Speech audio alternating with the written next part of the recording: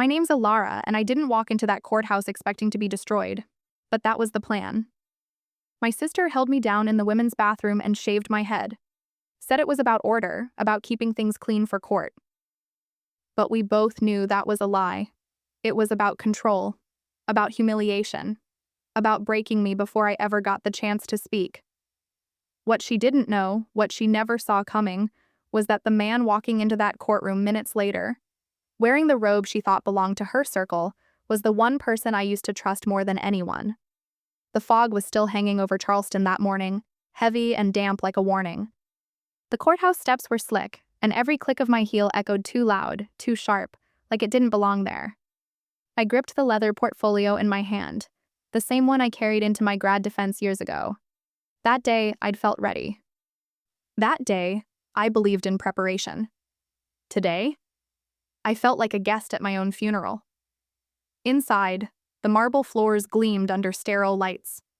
A security guard waved me through without looking up, but other people did. They always do. Glances like daggers, soft, short, but cutting all the same.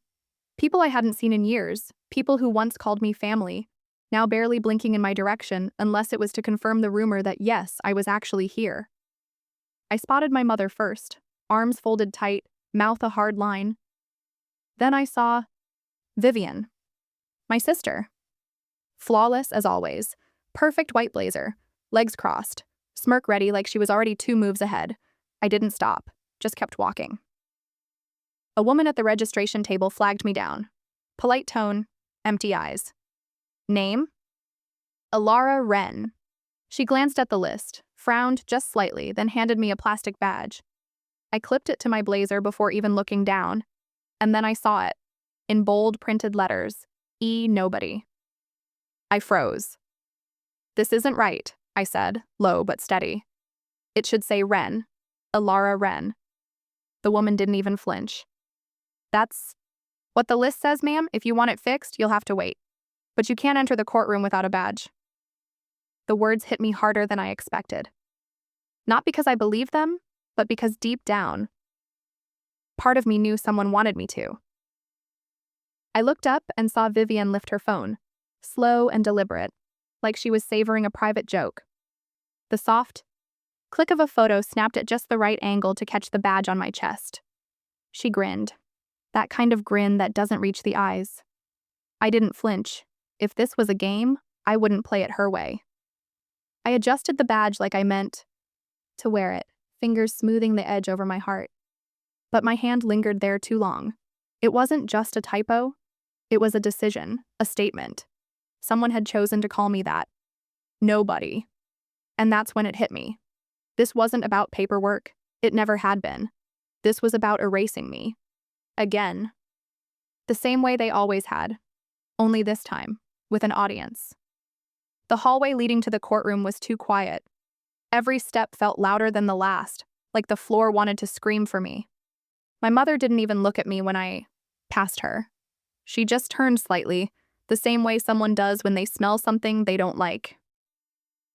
I wasn't on the docket, wasn't even supposed to speak, just there to support. At least, that's what they told me. But this whole setup felt like a trap I didn't know I'd walked into until the door had already shut behind me. I sat on the far side of the courtroom, far from the family rows. The badge still sat heavy on my chest like it knew what it was doing. And across the aisle, Vivian leaned over and whispered something to our mother, then laughed. They didn't hide it, not anymore. And I realized then, maybe they never had. The courtroom doors creaked open and people started filing in, heels tapping, papers rustling, hushed voices carrying secrets no one was brave enough to say out loud. I stood as the others did, moving into the chamber like I knew where I was going, like I belonged there. Vivian passed by me slowly, her perfume trailing behind like a weapon wrapped in sugar. She leaned in just enough to let her words brush my ear. No one invited you, Alara. Just know that. She didn't wait for a reaction. I didn't give her one. Not this time. The door shut behind me, a soft click that somehow echoed through my entire chest. I took a seat in the back row, far enough to be ignored, close enough to see everything. I adjusted the badge, still clinging to my blazer. E. Nobody. I pressed it flat again, this time not to smooth it, but to feel the edge bite into my palm. It grounded me strangely. I sat tall, legs crossed, face unreadable, like I wasn't dying. Inside. Vivian's attorney stood up, the kind of man who had clearly practiced his presence in the mirror. He smoothed his tie, cleared his throat, and said, "Your Honor, we'd like to open with a brief visual exhibit to provide context." Context. That word should have warned me. A screen flickered on, and the courtroom dimmed just slightly. Everyone shifted in their seats. The hum of the projector filled the silence. Then, there it was. My face, 10 feet wide, mid-blink, hunched slightly, completely unprepared. And below it, crystal clear on the badge, E. Nobody. A few gasps moved through the room like static. A woman near the jury box whispered something. Someone else stifled a laugh. Vivian's attorney pointed casually at the screen. "This photo was taken earlier this morning. We feel it's important to show how certain individuals have inserted themselves into this proceeding. Unscheduled, uninvited, and, we believe, emotionally unstable." Unstable. That word landed like a fist. I gripped the bench, so tightly my fingers started to tingle. My jaw ached from holding it still. I could feel heat rising to my ears, but I didn't flinch. I just stared at the screen, at that picture, at what they wanted people to believe. Then something caught my eye. The timestamp. It said 7:16 a.m. That couldn't be right. Court hadn't even opened then.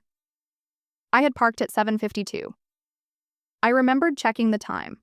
I'd even taken a photo of the courthouse steps, time-stamped. My heart kicked hard against my ribs. I blinked. Did they seriously fake this? I looked at Vivian. She didn't meet my gaze. She didn't need to. Her posture was perfect, her face unreadable. But I could see it. The way she sat straighter, like this was the opening scene of a performance she'd been rehearsing for months. She was framing me. Not just humiliating me, framing me, and no one in that room had a clue. The judge leaned forward, flipping through a file. "Was Miss Wren ever listed as a witness?" he asked. Vivian's attorney smiled like the answer gave him pleasure. "No, Your Honor. She appeared on her own, with a self-made badge, and, well," he shrugged, "some people have trouble with boundaries." I turned back to look at Vivian. Still nothing. No glance, no smirk this time, just her, focused on the screen, proud. I'd seen that look before. I was 16. Our parents had thrown a joint birthday party, like they did every year since we were little. Same decorations, same cake, same backyard. Only that year, Vivian forgot to include my name on the invitations. Everyone showed up with gifts. For her. Her name on the banner, her face in all the pictures, and she never corrected them. Not once. That night, I sat on the swing set, paper plate in my lap, eating cake alone under the porch light while she took group photos by the pool. That night had stung. This moment? This felt like being gutted in front of strangers. But I wasn't 16 anymore. And I wasn't going to fade into the background. I pulled in a slow breath and scanned the room again. Then I saw him. Back row, right corner. A man. Mid-40s, maybe older, neatly dressed but not flashy. No notebook, no phone, just watching. He wasn't looking at the screen. He wasn't watching the lawyer. He was watching Vivian. Not blinking, not smiling, just waiting.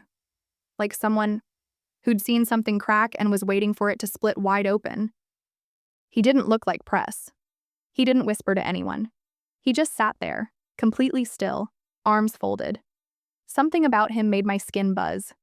Not with fear, with curiosity. Recognition, maybe. But not of his face, of the way he was studying her. He didn't look confused. He looked like he already knew exactly what she was, and he was just waiting for the rest of the room to catch up. Before I could fully figure out who the man in the back was or why he was watching so closely, The clerk approached the bench holding a plain white envelope. No stamp, no markings. Just sealed tight and handed over with the kind of quiet that makes everyone pay attention. The judge turned it over once, then slowly peeled it open like he already knew it wasn't part of the original plan. His brows pulled together almost instantly. He scanned the content silently and then he looked at me. Not long, just a second. But it was enough to make my stomach turn. "Miss Wren," he said, voice calm but carrying too much weight. "Are you aware of a psychological evaluation from the Charleston Mental Health Institute, dated November 2012? I froze. That place. That year, I hadn't spoken of it in over a decade. I hadn't even let myself think about it. It wasn't therapy, it wasn't recovery, it was punishment. Wrapped in paperwork and locked behind doors no one asked me to walk through. My mouth opened, but no sound came. The courtroom was dead quiet. Vivian's attorney stood up like he'd been waiting for this moment all morning. "Your Honor," he said smoothly, "this evaluation was unearthed by a concerned party. We're submitting it only to provide full context about Miss Wren's mental and emotional history." I heard the screen buzz to life again. Then I saw the words, emotional instability, behavioral dysregulation, cold, clinical, but completely detached from the truth. I didn't recognize that version of me, because it wasn't me. Not really. I was 22. There'd been a snowstorm that night. Vivian and I were sharing an apartment off campus. I came home early from visiting a friend, and she hadn't expected me back yet. I knocked. Then I knocked harder. I called. No answer. I texted her. Nothing. Then I looked up at our window and saw her and her friends inside, laughing. They saw me. She saw me, and she turned off the lights. I stood out there barefoot, no coat, shivering on the frozen steps while they laughed at me from behind glass. Someone said, "She'll be fine. She always overreacts." I remember that clearly. More than anything else. I collapsed eventually. Some neighbors called for help. When the EMTs showed up, they thought I'd had some kind of breakdown. Maybe I had. The next morning, our mother showed up like nothing happened. Calm. Composed. "This is what happens when you make scenes," she whispered in the car. "People think you're unstable. Is that what you want?" She drove me to a hospital an hour away. I stayed there for 72 hours, not because I wanted help, because they wanted me quiet. No therapy, no sessions, just time, just silence, just enough paperwork to keep people from asking questions. And when I came home, no one said a word. Not then, not for years, until now, until it was convenient. The judge looked up again. "Miss Wren, do you have a statement in response to this document?" I stood slowly, my knees tight from sitting too long. My hands were cold. My voice shook for a second, but not from fear. "That file was created without my consent," I said. "I wasn't diagnosed with anything. I was placed in that hospital because my sister locked me out in a snowstorm and didn't want to get in trouble." A quiet murmur rippled through the room. I didn't break eye contact with the judge. "The real danger that night," I said, "wasn't me. It was the fact that no one thought what happened was worth acknowledging." The judge gave a small nod. "Let the record reflect Miss Wren's statement." He didn't comment, he didn't argue, just moved on. Because in court, it's not about what's true, it's about what's on paper. I sat down, heart pounding, and caught something from the corner of my eye. The man in the back. He was standing now. Vincent. He moved with this calm, deliberate pace toward the bailiff and leaned in to say something. The bailiff nodded and turned toward the bench. Whatever was coming next, it wasn't part of Vivian's plan. I could feel it. I could see it. For the first time all day, Vivian looked nervous. The judge tapped his gavel twice, not to end the session, but to pause it. A ripple moved through the room like someone had just pulled the oxygen out of it. Then he spoke. "We'll take a brief recess. Counselors and involved parties, please join me in chambers." I didn't move at first. I wasn't sure I'd even heard him right. But then I saw the clerk gesture toward the private hallway, and people started gathering their papers like they'd rehearsed it. Vincent didn't wait for permission. He was already halfway there, his stride steady, like this was always how the day was supposed to go. I followed them down the hall. It was quieter back there. Colder, too. Less polished. Like this part of the building had stopped trying to impress people and just settled into the truth. The judge closed the door behind us and turned to Vincent. "Mr. Hale," he said, "I assume you're not here on vacation." Vincent didn't smile. He just reached into his coat and placed a sealed manila envelope on the table. A faint watermark shimmered under the overhead light. "You'll want to review this before allowing the hearing to proceed," he said evenly. "It relates to Exhibit 14B, the sealed psychological file." The judge's face changed the second he opened the envelope. He didn't speak, just read. Carefully. Slowly. Then his eyes flicked up toward Vivian. She didn't flinch, not yet. "What is this?" she asked, voice light but forced. "Some random paperwork? That could be anything." Vincent didn't even blink. "It's not random. It's a federal log of system breaches. Every sealed file accessed under Judge Harmon's staff credentials over the last 2 months. All tied to this hearing. All tied to Miss Vivian Wren. I saw it in her then, the moment it landed." Her shoulders stiffened just slightly. Her eyes darted toward her attorney, who suddenly looked like he wished he were anywhere else. "This is absurd," she snapped. "You're basing this on what? A spreadsheet? You have no idea how those systems work." "I do, actually," Vincent replied, calm as ever. "We've been monitoring misuse patterns for months, including metadata tampering and sealed document leaks. This isn't an accusation, Miss Wren. It's confirmation." She stepped forward, finger pointed now, her voice sharp and rising. "You can't just walk in here and accuse me. I built this courtroom. I've worked every kind of case you can imagine. You think some bureaucrat with a folder can take that away from me?" The judge raised a hand. "Vivian." But she wasn't listening. "Do you know how many people I've protected? How many hours I've spent making sure this system works? You think you know what this is about?" She turned to me then, and her voice dropped, low and venom-soft. "You think I'm scared of you?" she said. "You don't matter, Alara. You never did. You're just a footnote I let stick around. Too long." Something in me clicked into place. It wasn't rage. It wasn't sadness. It was clarity. I stepped forward, not to match her energy, but to drain it. "If that's true," I said, "then it's time to tear it down." The silence that followed wasn't empty. It was heavy. It was full of things no one could take back. The judge leaned over the table and tapped the envelope twice. "This isn't just misconduct," he said. "This is a federal crime. Accessing sealed mental health records using another judge's credentials. This goes beyond courtroom games, Miss Wren." Her attorney finally spoke, but his voice was small now. "We'll need time to review." Vincent had already opened the packet. Inside were the logs, the credentials, the file names, including mine. "This isn't a misunderstanding," he said. "This is black-letter law. Clear violations. Miss Wren falsified metadata, weaponized personal documents, and breached HIPAA-protected records." Then he turned to me, only briefly. "I'm not here to defend you, Miss Wren," he said. "I'm here to expose her." And in that moment, I didn't feel victorious. I didn't feel anything but real. Present, seen. For the first time in years, I wasn't just surviving her. I was standing in the same room where she lied. And no one believed her anymore. When we stepped out of chambers, the air felt colder, sharper, like it had been holding its breath while the truth was being dragged into the light. Vivian was already there, standing by the wall like none of it touched her. Her face calm, too calm.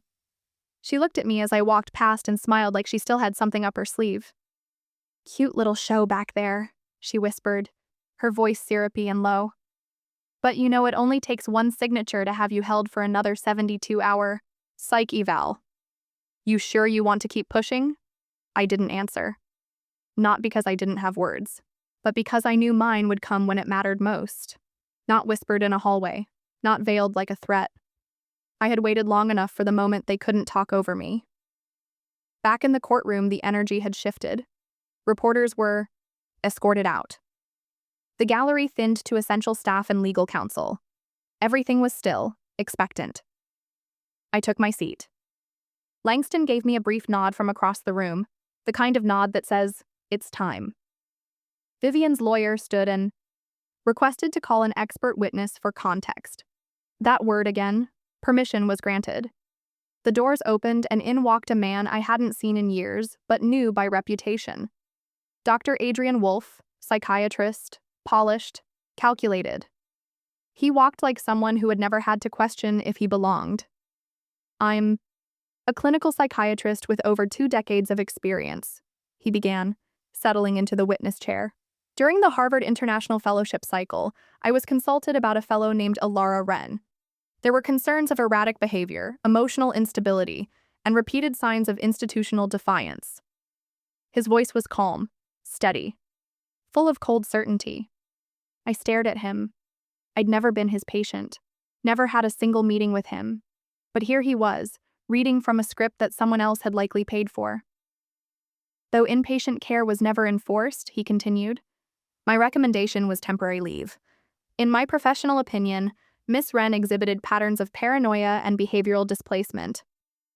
The courtroom didn't erupt, it just tensed. Every person held a breath like they were waiting for the next swing. Langston objected, but the judge motioned for him to wait. "He may finish, you'll have your rebuttal." I sat perfectly still. Not because I was frozen, but because I needed every word they threw at me. I needed it all out in the open, where it couldn't be whispered anymore. When he finished, I stood. "Your Honor," I said, "I respectfully request permission to present sealed documents from my academic file. Internal letters, grievances, and I'd like to read them aloud myself." There was a pause, a long one. The judge studied me carefully, then gave a small nod. I opened the folder in my hands, the one I'd carried since the very first hearing. Inside were years of silence, of proof, of truth no one wanted to look at. I held the first letter up. I, Alara Wren, filed a formal complaint on March 17, 2014, against 3 peer fellows for harassment, sabotage, and psychological targeting. Flip. No action was taken. I was told to toughen up. Flip. On May 9th, I was treated for a stress-induced ulcer. My doctor noted it was the result of sustained institutional pressure and workplace hostility. Flip. Emails between my fellowship director and the university board confirm concern that I was being targeted. I kept going. Calm, clear. No shaking hands, no rushed breaths. I was never placed on psychiatric leave. I was never seen by Dr. Wolfe. His statement is not based on evaluation. It is based on hearsay. I closed the folder and looked at the judge, then at the courtroom. People said I made things harder than they had to be, that I couldn't just let things go, that I always overreacted. But that's not a diagnosis. That's a warning. The silence that followed wasn't uncomfortable. It was earned. And in that silence, I didn't feel erased. I felt undeniable. I didn't know he'd be the one walking in. Honestly, I thought I was prepared for anything at that point. But when the double doors opened and I heard the clerk say, "All rise for the Honorable Judge Langston Hale," I felt the floor shift beneath me. Langston didn't look at me as he took the bench. Didn't glance, didn't flinch. Not even a flicker of recognition crossed his face. But I knew him. I knew how he carried emotion behind stillness, how he could say 100 things without moving his mouth at all. And in that moment, he wasn't the man who used to trace constellations on my back in the dark. He was the man holding the gavel. Vivian let out this short laugh like she couldn't believe it. "You've got to be kidding me," she muttered, loud enough for the courtroom to hear. "Her ex gets to run the show now?" Her attorney tried to pull her back with a whisper, but she didn't care. "Is this a joke? Are we seriously pretending this is fair?" Langston lifted his eyes just slightly. "Miss Wren, please be advised. I filed judicial recusal from all personal affiliations 3 weeks ago. This assignment is strictly procedural and was confirmed through the clerk's office. If you have an issue with that, you're welcome to file a formal challenge after proceedings." He tapped the folder in front of him, calm as ever. Now, let's proceed. That shut her up, at least for the moment. But I could see it. The panic creeping in behind her eyes. She didn't expect this. She expected to be the one with power in that room. She wasn't ready for what was about to come next. Langston opened the folder, adjusted his glasses, and spoke. Please enter into Record Exhibit 7C, full audit of the Wren Family Trust and its associated nonprofits. A projector flickered to life behind him, and numbers began scrolling across the screen. Vendor names, wire transfers, hidden accounts, all of it. I'd seen the paperwork before, but hearing it read aloud by someone with the authority to act on it made my whole body tense. Langston's voice stayed even, but every word landed like a blade. According to this report, $480,000 was funneled through shell vendors, Brightree Digital, Horizon Consulting, and Mara Foundation, all traced back to accounts controlled by Miss Vivian Wren. Vivian sat very still, but her jaw clenched tight. Her attorney scribbled something on a notepad without looking up. Langston continued. These transfers occurred during fiscal years in which the trust was officially inactive, meaning Alara Wren's share, though frozen, was silently leveraged as collateral for private debts. My hands didn't shake. I didn't move. I didn't need to. The screen behind him showed everything, line by line, transfer by transfer. All of it stacked like evidence in a trial that was never supposed to happen. Vivian opened her mouth, but no sound came. She leaned toward her lawyer, but he didn't respond. Maybe he couldn't. Langston finished reading the final page, then looked up, not at me, not at her, but directly at the court reporter. This court finds substantial cause to pursue a civil breach inquiry under Fiduciary Violation Code 38.4b. This matter is hereby referred to the Department of Justice for investigation, and that was it. No theatrics, no yelling, no slamming of books or fists, just facts, laid bare in a room that could no longer pretend not to see them. I didn't speak. I didn't need to. The silence said more than I ever could. And for the first time in my life, the truth was loud enough, all on its own. 3 weeks passed. The courthouse faded into the background like a loud song that finally ran out of sound. Not gone, just quieter. The headlines moved on. The statements were issued. The hearings adjourned. My name was cleared. My work was mine again, but freedom still felt new, like a jacket I wasn't sure how to wear yet. That morning, I got to the center early, before the staff, before the noise, before the world remembered how to spin fast again. The sun had barely stretched over the rooftops, and the sidewalk out front was still damp from the night before. I stood there for a moment, keys in hand, just looking at it. The same building I once walked into feeling invisible, now rebuilt from the inside out. The court had ordered restitution, shut down the shell companies, frozen the accounts. Everything that had been taken was returned, piece by piece, line by line. But this place, it felt like more than restitution. It felt like beginning again. Inside, it smelled like new paint and wood glue, like change. The walls were soft gray now, waiting to be filled with art from girls who hadn't arrived yet but would. I walked the halls slowly, touching door frames and bulletin boards like I was making sure they were real. There were no shadows left to dodge, no corners I had to brace for. It was mine now, not just on paper. In truth, Vivian hadn't apologized. Not once. She held a brief press conference a week after the ruling, announced she was stepping back to focus on healing and personal reflection. She didn't say my name. She didn't say sorry. She blamed miscommunication and cultural shifts, like the building just accidentally collapsed under her feet. People asked me if I wanted to go public, give my side, write a book, sit down with someone on camera and tell them everything. I said no. Let her fill the silence with spin. I was done filling mine with defense. Langston visited once, after everything. He didn't bring flowers or make a speech. Just stood beside me while the staff set up chairs and unpacked art supplies. He asked me quietly, "Do you want me to stay?" And I told him, I think I need to see who I am without someone rescuing me.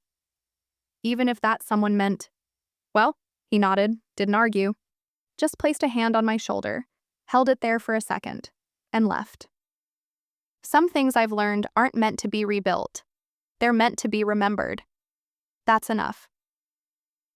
Later that morning, I wandered into the art room. A few girls were already there, early and curious. Their voices soft, their laughter echoing off empty walls.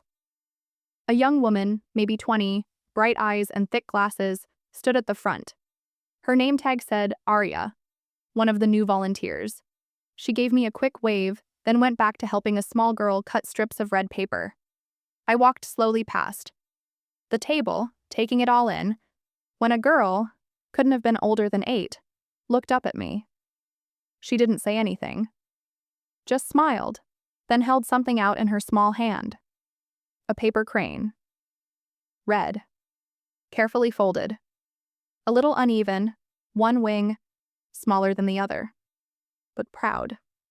I stared at it, frozen for a second. Years ago, I'd made one just like it. I gave it to Vivian after she won her first debate competition. I thought it meant something. A gesture, a small token of sisterhood. She crumpled it in her palm and tossed it on her desk, called it a weird little project, and laughed. I never made another one, until now. I didn't have to. This little girl had made one for me. No sarcasm, no explanation, just something quiet, thoughtful, given freely. I took it from her gently. It was still warm from her fingers. I said, "Thank you." And she beamed. "I make them when I feel calm," she said. "Maybe you needed one." I nodded. Maybe I did. And I meant it. Outside, the sun was rising higher. Gold light spilling through the windows, painting the floor in long streaks. I stepped out with the crane still in my hand. I didn't rush, didn't shrink. I just walked forward. Sometimes truth doesn't roar. Sometimes it folds itself into a small red crane and says, "You're allowed to begin again." And if you've ever felt erased, like your story didn't matter, leave a comment. You matter. Here, and if this story found you when you needed it, you know what to do.